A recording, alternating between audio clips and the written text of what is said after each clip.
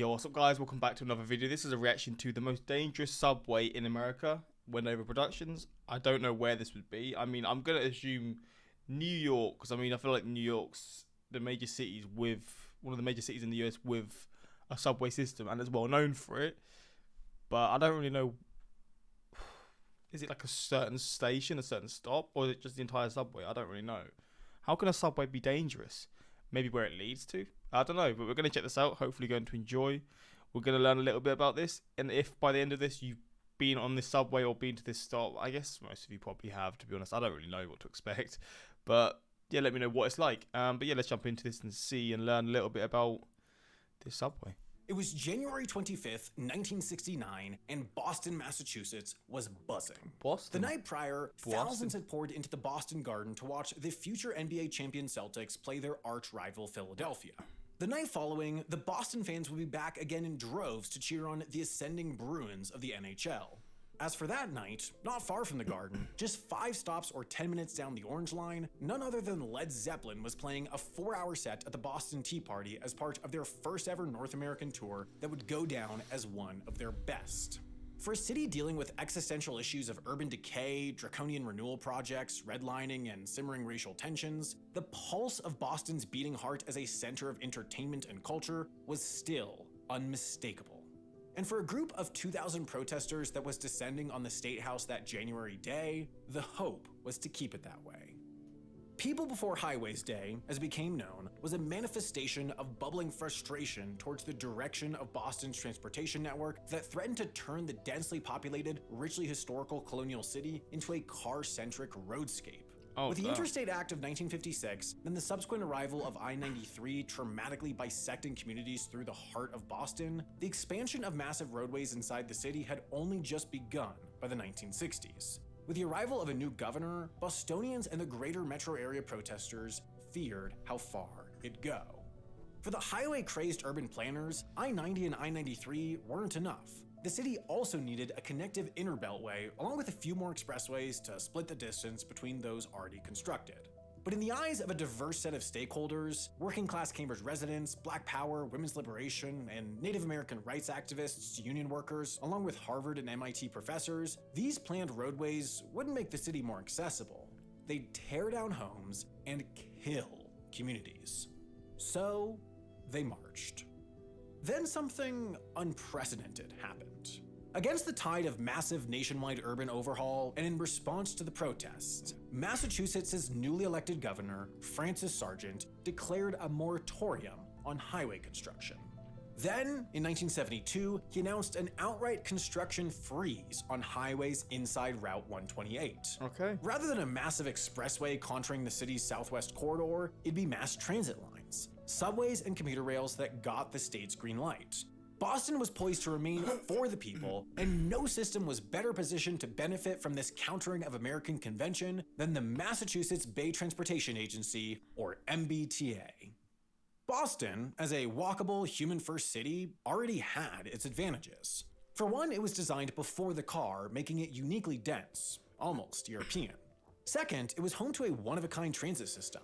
With the adoption of this law establishing the MBTA in 1964, the greater Boston area became the first combined cohesive regional transit system in America, as it accounted for Boston along with the 77 separate communities surrounding it.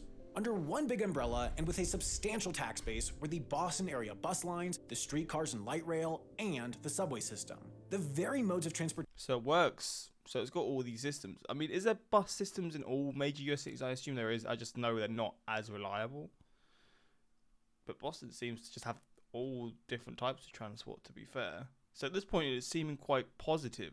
That would provide for commuters every morning and those living within the city every day. It was all falling into place. As the Boston anti-highway movement built momentum across the 1960s, the MBTA began to expand. The subway, or the T, adopted the standardized colored lines the system's now known for. The orange line running from North Boston to Forest Hills, the blue from Bowdoin Street to East Boston, the red from Harvard to South Boston, and the green running rapid transit from Riverside all the way through downtown. Then it got bigger and modernized. The Orange Line, formerly elevated, now went underground, streetcars on the Green Route were replaced with buses, and both ends of the Red Line pushed farther from downtown. Aside from a few holdovers on the Green Line, nearly all of the rolling stock was either replaced within the decade or had been replaced recently. By 1970, all the pieces were there. The nation's oldest subway, now organized in a one-of-a-kind regional structure with the support of state and local politicians, along with the city itself, was ready to boom. Then it didn't. Zoom to the 2020s. While the routes have changed some, and certain stops have flipped names, the promise of Boston's subway has hardly materialized. Instead of pacing the future, it's a system that looks like it's frozen in time. What the arrival of federal regulators in 2022 served to say was that rather than the subway of the future or a quaint, reliable service of the past, the T was America's most dangerous. But by this time, close calls and outright crashes were not new. In 2008, at the farthest outskirts of the system along the Green Line's D branch, one westbound train missed a slow signal and catastrophically rear-ended the train ahead of it. While the first was moving at little more than a crawl, the second was cruising at 38 miles or 61 kilometers per hour, with the operator assumed literally asleep at the wheel on account of their struggles with sleep apnea that hadn't been identified in the hiring process. What exactly happened could never be ascertained in a post-accident interview by the National Transportation Safety Board investigators, though, as the operator died in the crash while another 14 were injured.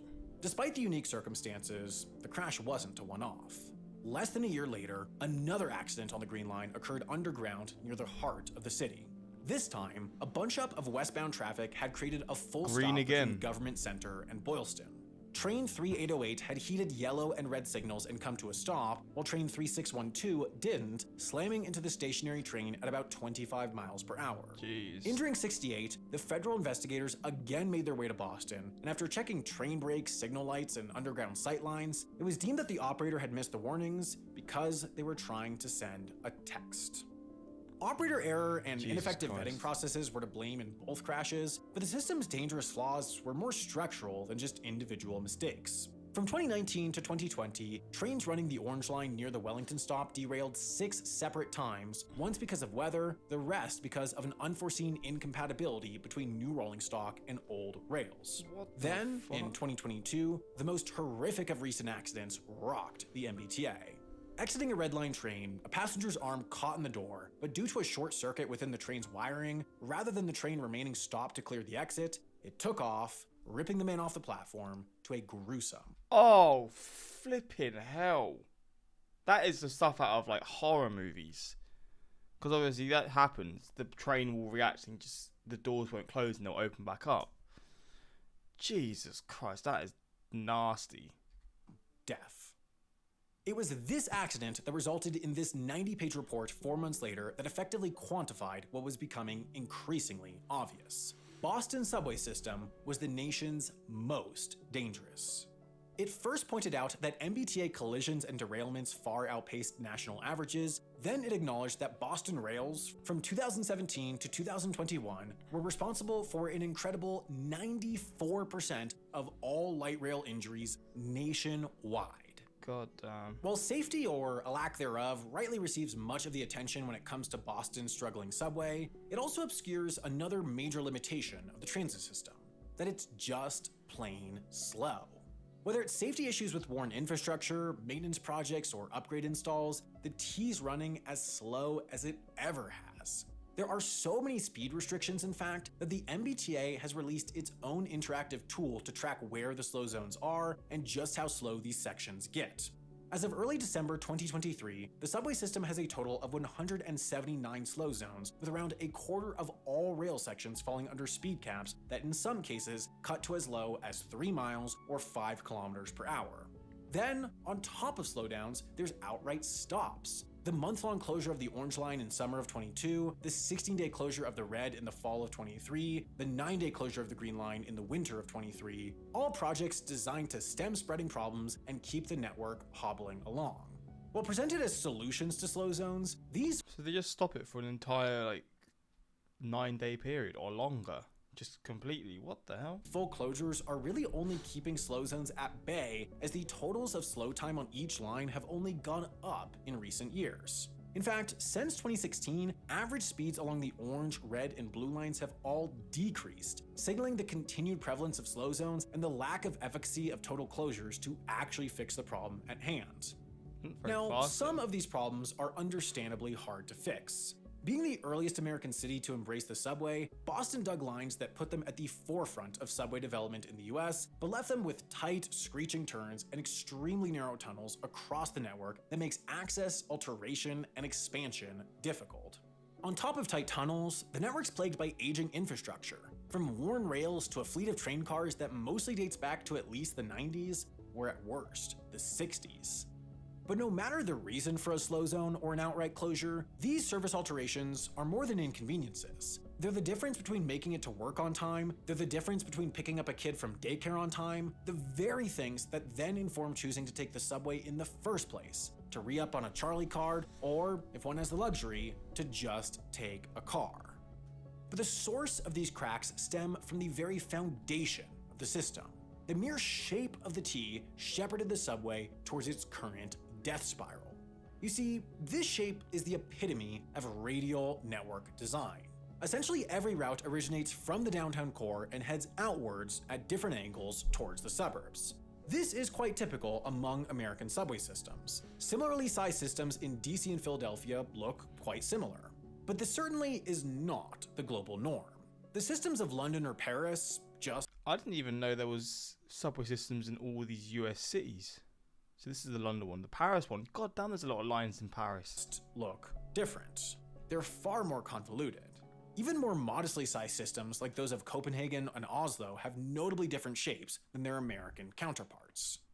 A system that does look similar to Boston's subway, yet on a larger scale, is its own commuter rail system, and this is no wonder. Radial networks such as these primarily service downtown commuters, people who live in the outskirts and work downtown, and they can service this simple out and back commuter demographic well, but they're not good for much else. If, for example, someone lives in Winter Hill and works in downtown Boston, the T provides an 18-minute commute that is both faster and cheaper than driving during rush hour. But if that same person had a third node in their daily commute, let's say they played in a rec soccer league in Cambridge, they'd have a convenient outbound from work to this after-work activity, but getting home would be a problem. A trip that would take just 10 minutes by car or 40 minutes walking would take 45 minutes by subway, as this passenger would have to head all the way downtown, wait for a connection, then all the way back out to the suburbs. In practice, wealthier commuters likely won't do this and opt for the car instead, leaving radial networks like this with two core user demographics: those who use them for simple out and back commutes but otherwise drive, and low-income individuals who don't have another option. That's to say, this and other American subway systems have essentially developed as miniaturized commuter rail systems, disproportionately servicing the lower income demographics that tend to live in the zone between wealthier downtowns and wealthier suburbs.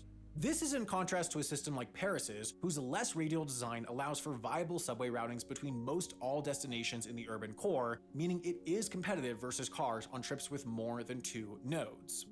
But the difference in design matters even more when lines need to shut down. You see, Paris's Line 4 has been going through sporadic shutdowns across 2023 to allow for modernization work, but it hasn't been a big deal. What might normally be a non-stop trip typically turns into either a one-stop one or one with a bit more walking, thanks to this overlapping, less radial design. For example, if one were trying to get from Gare du Nord to Saint-Placide, one could instead just take Line 2 from Barbe-Roche-Girard to connect onto Line 12 down to Rennes. Yeah, same in London. You get a lot of different connections to get to a specific place. A 21-minute trip instead of the normal 16-minute one. The situation is very different in Boston. In 2017, for example, the Red Line was closed on weekends between Boston and Cambridge, and that meant there was simply just no subway option between Boston and Cambridge. A network like this becomes single point of failure, which, in a system with as many maintenance issues as Boston's, means the entire line is unreliable to the downtown commuter demographic that it was primarily designed to serve. And what that leads to is a further degradation of the demographics that use it. The already shrunken demographic of commuters who only have simple out and backs can no longer rely on it, so they might commute by car instead, which they can always rely on. That focuses the ridership demographic even further into the primarily low-income group that has no other option. The direct solution is simple: ring routes. Intersections between lines, especially out of the downtown core, provide resiliency and improve the ability for subways to effectively service more than just the out and back commuter crowd. Not only that, but they divert traffic away from the downtown core where construction, operation, and maintenance is often trickiest and costliest due to density. This is something Boston clearly understands because it has these ring roads. While the highway system is also primarily designed in a radial pattern, since so much traffic is headed in and out of Boston, it also has these two rings helping facilitate quick suburb-to-suburb routes that avoid the congested downtown core.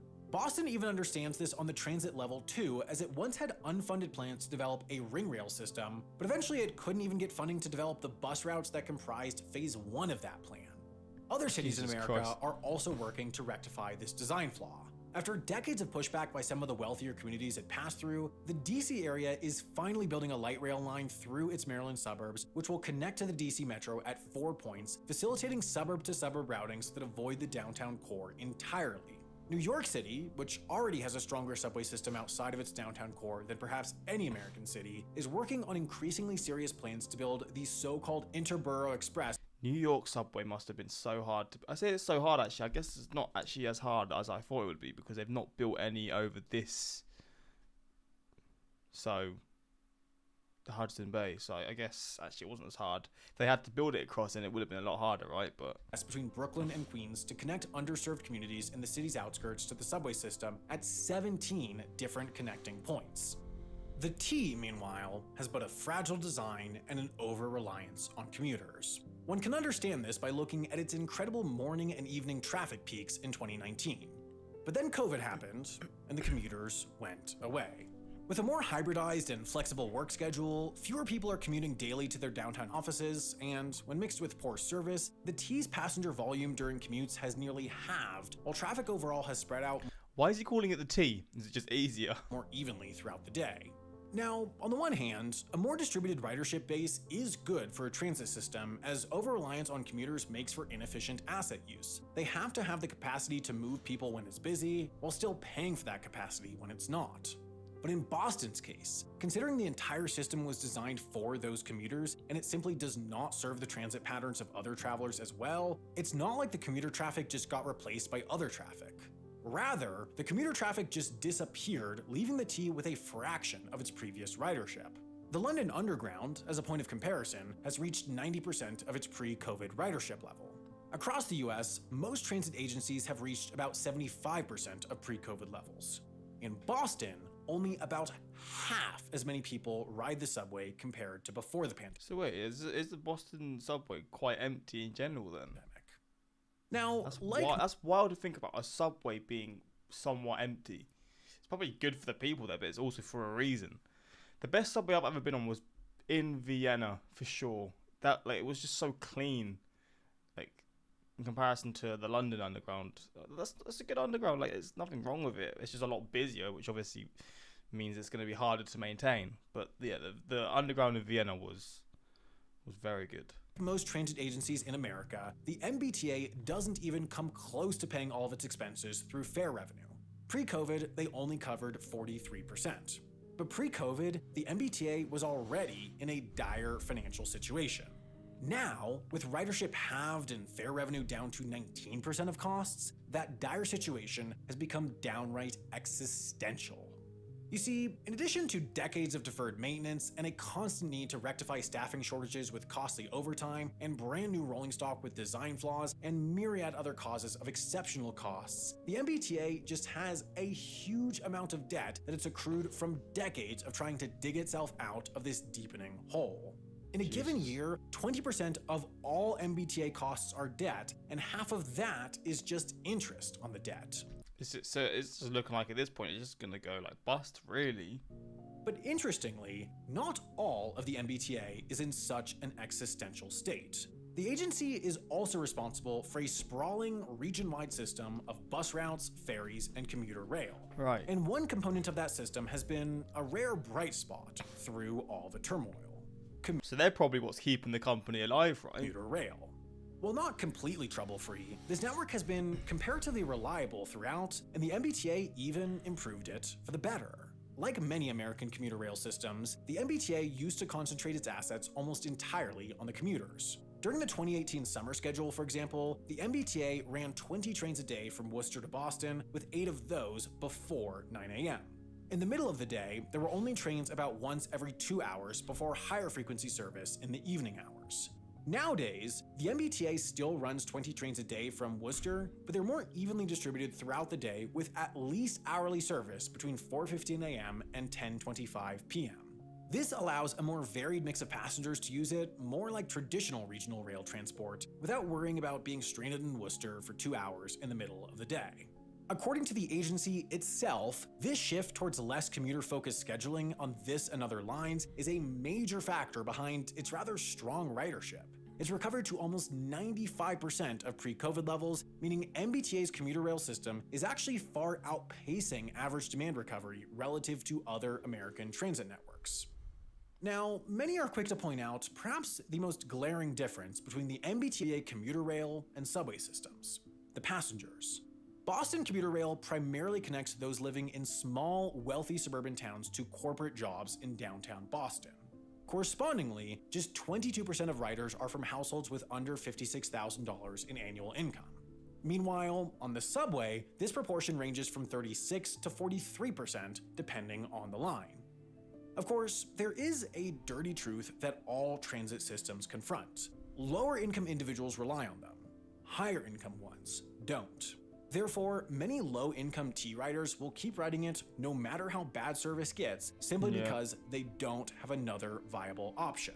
Higher income riders, meanwhile, are perceived as the needle movers. They're the ones that have options, and therefore they're the ones whose ridership will make a difference, considering American transit agencies, and especially their political leaders, often view getting cars off the road as their primary success metric.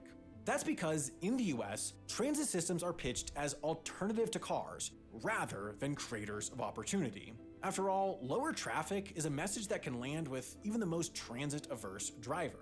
Of course, many of the MBTA's issues stem from the fact that it did rely on these higher-income riders who are now gone, leaving them with an even greater budget shortfall. The most successful transit systems globally are This is Vienna, isn't it? This is literally the one that I was talking about. Also the ones that recognize that it's not an either-or situation. Well-designed mass transit is the best option for all, leading to reliance by all, which not only allows for a better functioning city, but also levels the playing field between rich and poor. It means that physical access to job opportunities is more equal no matter one's existing financial situation.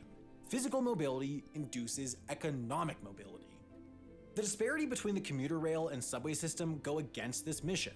It is easier in many cases for wealthier people to get to their downtown Boston jobs by rail than the lower income individuals living physically closer, yet on the subway system, leading to the counterintuitive situation where a wealthier person living further can get to a new higher income downtown job easier than an equally qualified but less wealthy person living closer, creating opportunities for this transit system to perpetuate the economic divide rather than leveling the playing field.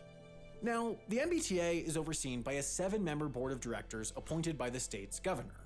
This, of course, creates opportunities for disproportionate focus, as with anything related to the American political system, considering a fundraising dinner for the next election is far likelier to take place in a commuter rail community than a subway one, given the disparity in income levels. Yet, the disproportionate focus on commuter rail can be traced more tangibly. 4 of these 7 seats are currently held by individuals with a direct professional connection to a community serviced by the MBTA. Mary Roberts represents Boston itself. Considering commuter rail is primarily an inbound system, this means this seat is disproportionately focused on the subway. Vice Chair Thomas Koch is mayor of the town of Quincy, one that is on both the commuter rail and subway systems, but is likely to be substantially reliant on commuter rail since it gets passengers downtown twice as fast. Then there's Thomas McGee and Charles Sisitsky, mayors of Lynn and Framingham, both on the commuter rail systems exclusively. So that means that essentially 2.5 of the 4 location-linked MBTA board seats are taken up by commuter rail rather than subway-focused individuals. This disproportionality becomes even more notable when considering that commuter rail only represents 10% of the MBTA's total ridership.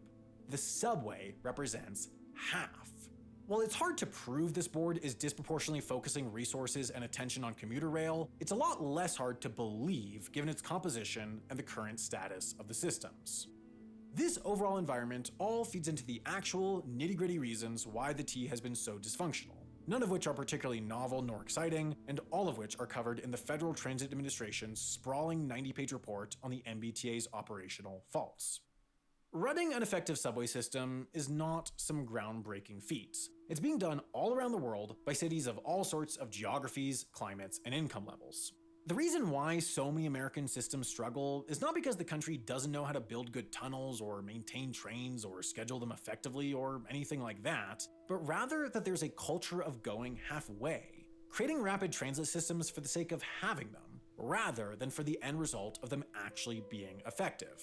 The MBTA is in a very dire state. Its one-off COVID-induced federal stimulus is nearly gone, and it's on a fiscal cliff with no clear answers on how it'll pay its bills, let alone fix its issues. Jeez. Yet all physical issues can be physically fixed with enough willpower.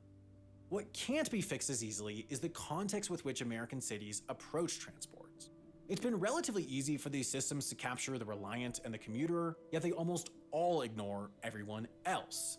New York City is the notable exception, where the design, schedule, and system work for the Reliant, the Commuter, but also the kids heading to school, the after-work soccer player, the visiting tourist. This is perhaps the only place in America where a city and its transit have become so synonymous, and it's created a rocky yet on balance virtuous cycle towards increasing effectiveness. The MTA has its faults, and still struggles in comparison to its European counterparts, but it's not anywhere close to the MBTA situation. Altering the fundamental design of almost all American rapid transit systems is no small feat, and not something that can realistically happen in a context anywhere close to today's, but the path towards better American transit starts with a simple idea. Service shouldn't follow success because service creates success. Improvements gain passengers, leading to improvements, while failures lose passengers, leading to failures. So the question: should we invest to start that virtuous cycle, or should we just let the vicious one happen? I mean, it's one of those ones where people probably won't want to pay it because the tax will go up like crazy, right? Now, and it's now in a situation where this is going to go to the ad, right? Yeah. Where, I mean, are people that relying on it in Boston? I mean, the people that still ride it definitely are. So, I mean, it's one of the things that if you stop it from being functionable anymore, then it's going to destroy a lot of people's lives, I would say. As a Boston area lifelong resident, thanks for highlighting this one. One point you didn't touch on that I was hoping you'd discuss was the debt the MBTA was forced to take on from the big dig. As a Bostonian who takes the T almost every day, yes, it is seriously in bad shape, although extremely necessary for Boston citizens. There we go. So they can't just stop it, can they? But yeah, hopefully you enjoyed this reaction. This is a little look into this. I say a little, it's a long video, but I enjoy this guy's channel. I know he rambles on a lot, but I do enjoy his channel, and it's just interesting to sort of learn about these stories that I would have no idea about beforehand. But yeah, let me know your thoughts, and it's just crazy to me how there were so many accidents on this subway. Wild, but yeah, that's it. Until next time, like, subscribe, peace.